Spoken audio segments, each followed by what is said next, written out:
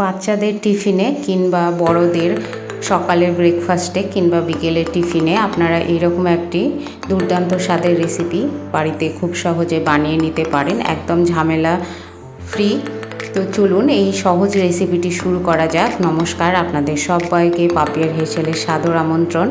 তো প্রথমে এখানে আমি 3 টিস্পুন মতন ঘি নিয়ে নিয়েছি। ঘিটা গরম হয়ে এলে আমি এখানে 2টো এলাচ সেটাকে ফাটিয়ে দিয়েছি আর 2টো তেজপাতা সেটাকে দিয়ে দিলাম। দেওয়ার পরে আমি এখানে দিয়ে দিচ্ছি 1 মুঠো মতন চিনিবাদামটা একটুখানি কালারটা চেঞ্জ হয়ে এলেই আমি এর ভেতরে দিয়ে দেবো 1 মুঠো কাজু বাদাম আর সামান্য পরিমাণে একটু কিশমিশ। দেওয়ার পরে আমি এই কাজু বাদাম আর কিশমিশটাকে একটুখানি কালার হওয়া পর্যন্ত ভেজে নেব। আর এখানে আমি দিয়ে দিচ্ছি 1 কাপ মতন সুজি আর এই বাদামগুলোকে একসঙ্গে নাড়াচাড়া করে সুজিটার কালার যতক্ষণ না একটুখানি কালারটা চেঞ্জ হবে, এই যে দেখুন কালারটা অনেকটা চেঞ্জ হয়ে এসছে। এরপরে আমি এখানে দিয়ে দিচ্ছি 2 টিস্পুন মতন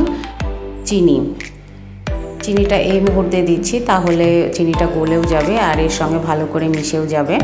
এরপরে এখানে ভালো করে একটু নাড়াচাড়া করে নিলাম। যখন দেখুন বাদামি কালারের রং চলে এসছে, এরপরে আমি এখানে একটু করে জল ছিটিয়ে দেব।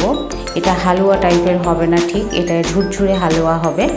এখানে একটু করে জল ছিটিয়ে দিতে হবে আর নাড়াচাড়া করতে হবে কন্টিনিউয়াসলি। এটা করে যেতে হবে যতক্ষণ না সুজিটা ফুলে উঠছে আর ভালোভাবে সেদ্ধ হয়ে যাচ্ছে। এরকম করে আমি এটাকে রেডি করে নেব আর নামিয়ে সার্ভ করে নিলেই রেডি হয়ে যাবে ঝুরঝুরে সুজির হালুয়া। আজকের রেসিপি আপনাদের কেমন লাগলো অবশ্যই কমেন্টের মাধ্যমে জানাবেন। লাইক করবেন, শেয়ার করবেন বন্ধুবান্ধব আত্মীয়দের মাঝে, আর সাবস্ক্রাইব করে অবশ্যই আমার পাশে থাকবেন।